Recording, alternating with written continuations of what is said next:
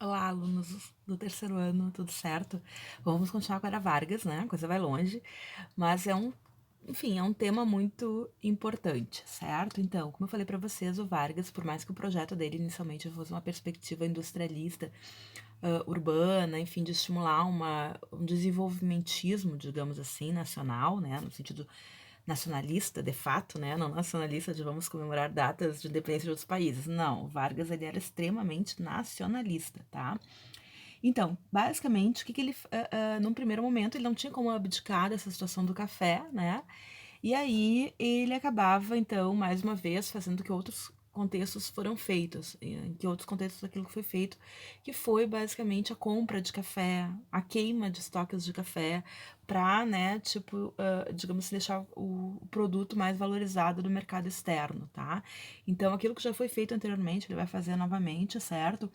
E basicamente, assim, calcula-se que né, nesse primeiro momento que a gente chama de governo provisório, né, que não vai ser tão provisório assim, mas enfim, desse governo provisório, a gente tem aí em torno de, calcula-se que 80 milhões né, de sacas de café teriam sido queimadas nesse processo de tentar, né, de uma forma artificial, colocar o preço do café de uma forma mais efetiva, né, uma maior valorização do café. Às vezes dava certo, às vezes, né? Mas foi uma tentativa, né? Até porque o Vargas precisava de recursos para poder investir naquilo que ele realmente gostaria de investir, que é a industrialização, certo? Bom, outra questão bem importante é que, né, o Vargas ele vai atuar numa perspectiva de organizar, né, e propor uma legislação trabalhista, certo? Uma ampla reforma nisso, né? A gente não tinha direitos trabalhistas até então, assim, no sentido de digamos assim, do Estado promovendo esses direitos. Era muito mais, assim, um acordo, digamos assim, entre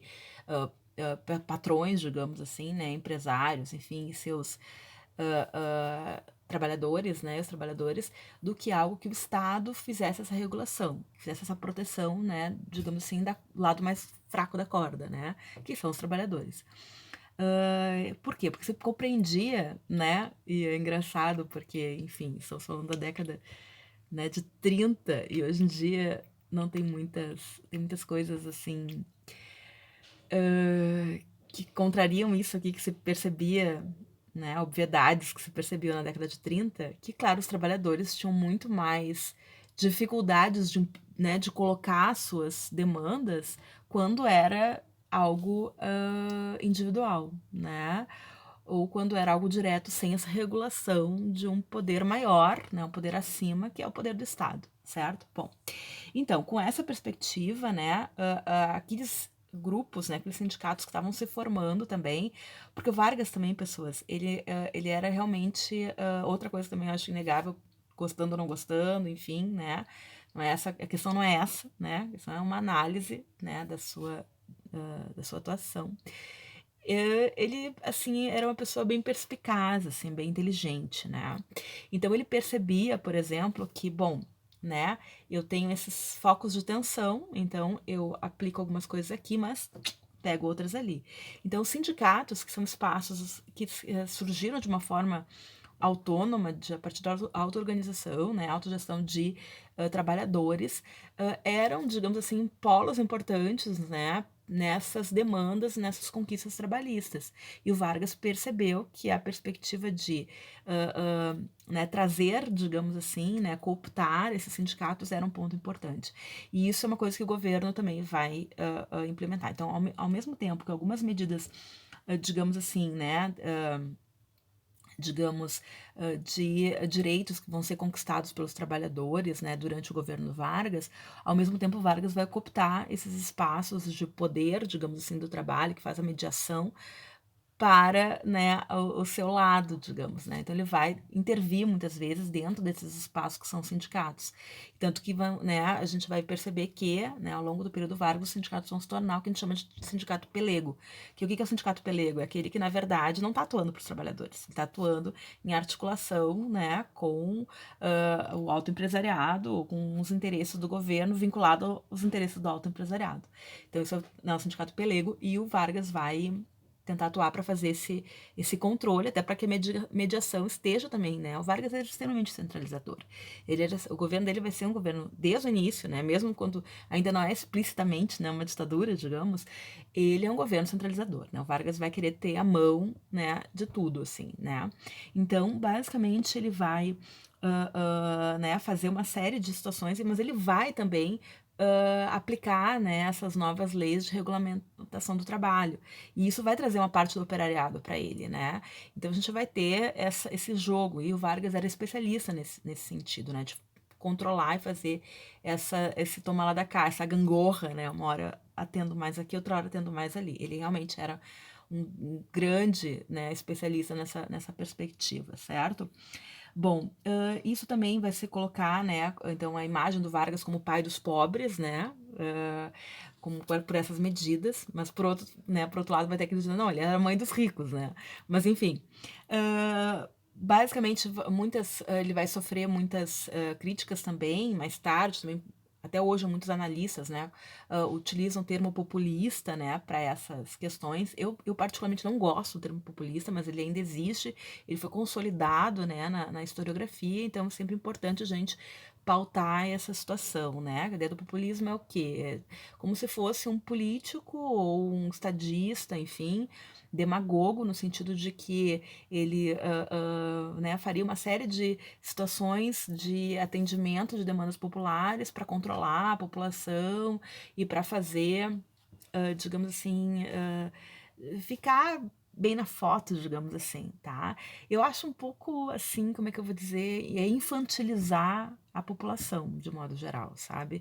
E não é, acho que a coisa é um pouco mais complexa do que isso, assim, né? Eu acho que é sempre uma crítica, porque a pessoa, porque o Estado, porque as demandas atendidas são demandas populares, então é uma coisa ruim, né? É uma coisa que deve ser inferiorizada. Enfim, eu não gosto do termo populista, mas ele está aí, ele existe e o governo Vargas vai ser o grande modelo clássico do que seria o populismo, tá? Assim como no caso da Argentina, né?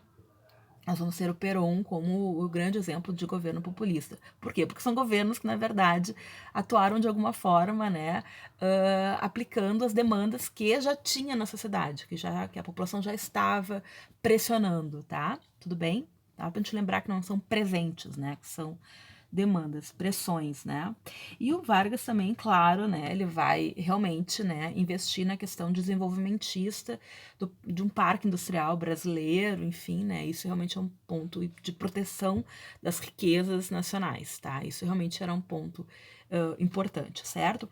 Então, para a gente falar um pouquinho, né, a gente está tendo toda uma série de mudanças, assim, no contexto geral no Brasil, né?